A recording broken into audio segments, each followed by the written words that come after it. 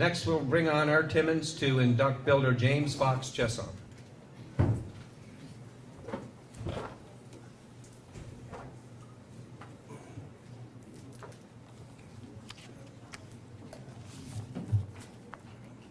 Good evening.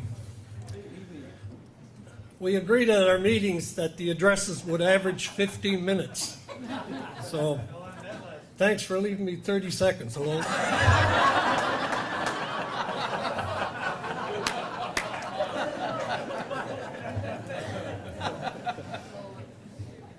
As a member of the Board of Directors, it is my pleasure and honor to present the address for the induction of Jim Fox Chiasson. Fox is being inducted into the Builders category of our Hall of Fame. Fox was a long-time member of New Waterford. From his early years, he was involved with all aspects of sport in New Waterford. His own school years, he played all the school sports, such as hockey, baseball, rugby, and basketball. Even in those early years, he was involved with championship teams. Those include the Rotary-sponsored baseball team and Mount Carmel baseball team, each of which won Cape Breton championships. After his school years in 1942, Fox joined the war effort and enlisted in the Army. In 1944, he was injured in action. These injuries resulted in 5 years of convalescing in a hospital in Montreal. In 1950, Fox returned home and began a very notable career in coaching and teaching. He retired the year that Beck opened. In 1988, Fox was recognized by the Coal Bowl Committee. Here are some of the accomplishments that they cited that night. First, he was the coach of 1950-51 Mount Carmel boys basketball team, Nova Scotia champs. Second, he was coach of rugby and Mount Carmel and Central from 1950 to 56 inclusive and won several championships. Third, he was the first president of New Waterford Rotary Little League, and he chaired a very active 8-team league. There were lots of kids that wanted to play ball back then.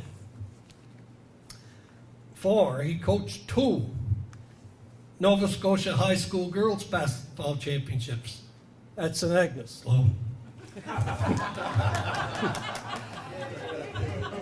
5, he coached the Nova Scotia boys soccer championship at St. Agnes. Hello.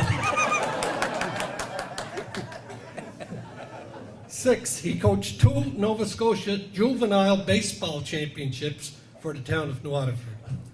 7, in another age group, he coached the Nova Scotia junior baseball championship for the town of New Waterford. 8, he coached a Nova Scotia intermediate women's basketball championship for the town of New Waterford. And last but not least, he coached the only New Waterford high school hockey team to a provincial finals, losing closely to Bridgewater in the final series. Perhaps I'll say a little on that later. Okay. Now, for those of you that are doing the math, that adds up to at least 8 different provincial championships in 4 different sports: baseball, basketball, soccer, rugby, and almost in hockey. So that must be a record unequaled in the history of this town of New Waterford. In 1957, Fox began teaching physical education, we called it PT back then, at St. Agnes. This automatically meant that he was coaching the school teams. Not just one team, but all the school teams. Therefore, he was expected to be in the gym all day long and coach all the teams in the evening and on the weekends. Now, you teachers in the audience, take note. He was doing this on a permissive license, so he wasn't in it to get rich. And rather, I think it was truly that he loved the sport and he was in it for the all-around education of students. As mentioned earlier, Fox retired when Beck opened in 1970. During the early years of Beck, he was frequently observing games, all the Beck games. He quietly watched the games and he'd never tell you how to coach. But if you asked him about a player, he could give you the athletic ancestry of every kid in town. He was always right, too. He knew this town very well. Now, just before I close, I'll go back to that hockey team. In 1959, Fox had a St. Agnes hockey team. And I was in grade 9, and I was very happy to be on the team. Anyway, we had no rink at that time, no indoor rink, but we had the rink on Matten Street, and we played a lot on that rink. Fox put us in the men's intermediate league, so we had a lot of practice and a lot of experience when playoff time came. Now, the headmaster's structure for playoffs was 2-game total goal, home and home. But we didn't have an indoor ice surface, so we had to play all the games on the road. So we faced McDonald High in Glace Bay Forum, Sydney Academy, 2-game total goal in Sydney Forum, Thompson High, 2-game total goal in North Sydney. That was 3 series just to get up to Cape Breton. Then we had the Eastern Nova Scotia, Trenton in the 2-game total goal in Glasgow. And finally, we got to the Nova Scotia Championship in Bridgewater, and we lost the series. Actually, we won the second game, but the margin was too large from the first game, so we didn't win the championship. However, I'm not telling the story to lament about that. I will say, though, I think if that had been a 2 out of 3 series, we would have won the Nova Scotia Championship, even on away rinks. And I tell this story because when we got to Bridgewater, well, first of all, there was 3 sets of brothers on the team. There was the Poirier brothers, there was the Stevenson brothers, and there was the Timmins brothers. Okay, and now our 2 big guns were Fadeda Stevenson and my brother Adrian. I was kind of a spare for the third line. I didn't get on very much, but I was happy because I was only in grade 9. Anyway, when we got to Bridgewater, there was an official there from the other school, and they had all the clippings from the Cape Breton Post of our league, and they wanted to know what number was Stevenson and Timmins. So Fox told them Fadeda Stevenson's brother's number, and he gave them my number, which was the truth. And anyway, come game time, he started Marshall's line. Marshall was our center. Now this was very strange because we didn't play much all year, let alone start a game in the playoffs.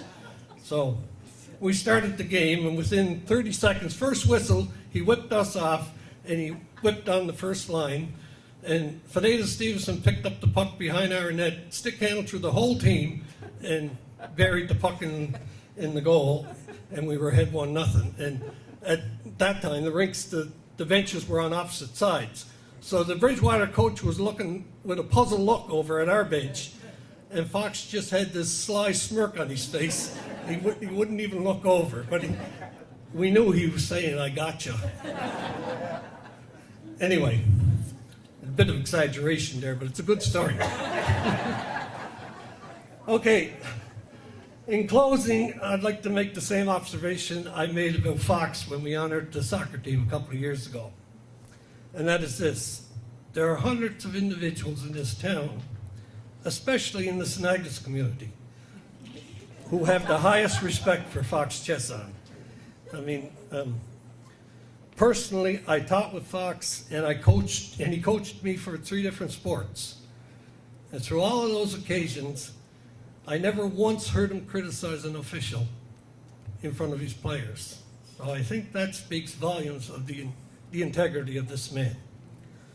Fox passed away in 1990. Now, on behalf, we have 2 representatives from Fox family here tonight, so I'm going to call on Fox's nephews, Pat Chiasson and Charlie McCollum. Charlie's on the baseball team being honored also.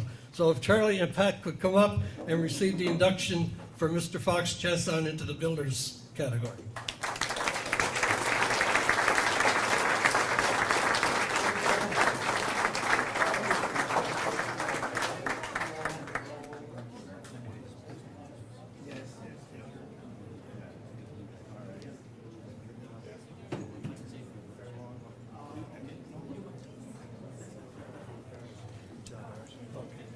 Good evening. I wasn't expecting to say anything about Fox, but for those of you who knew Fox, he was a very unassuming man, and you probably would have had a hard time getting him here tonight.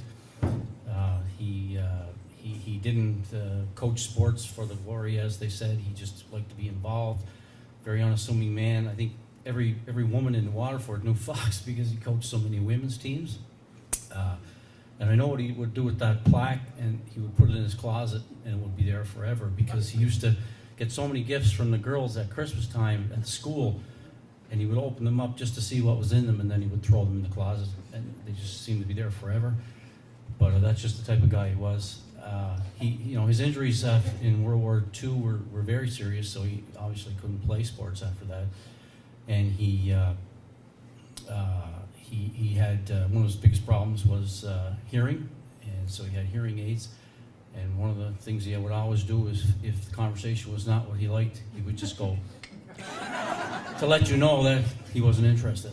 So, but anyway, it's nice to hear some of the stories I didn't even know. But Fox was a long time on the scene and greatly deserved, and we thank you for the honor.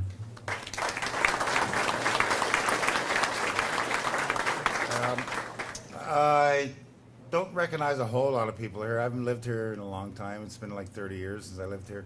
But as a veteran to another veteran, this is like such an honor for me to be here, standing here, accepting this from my uncle.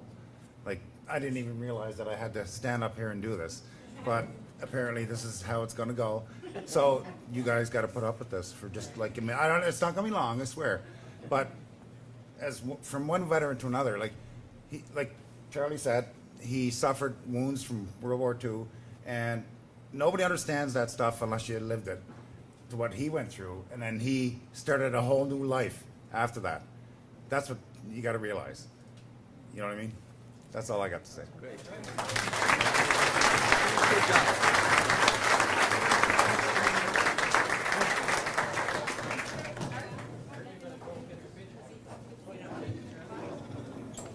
I got to say, Art's a good learner, because I was coaching Riverview for about 20 years, girls soccer just starting, and Art was coaching Beck, and they had a Sharon Peckin who we just couldn't stop all the time. So at halftime we were saying, you two, Dougie was coaching with me, you two watch Peckham, you two got to watch Peckham. What number is he? We gave her the number. What did Art do at halftime? Changed the number. Scored another one before we caught on.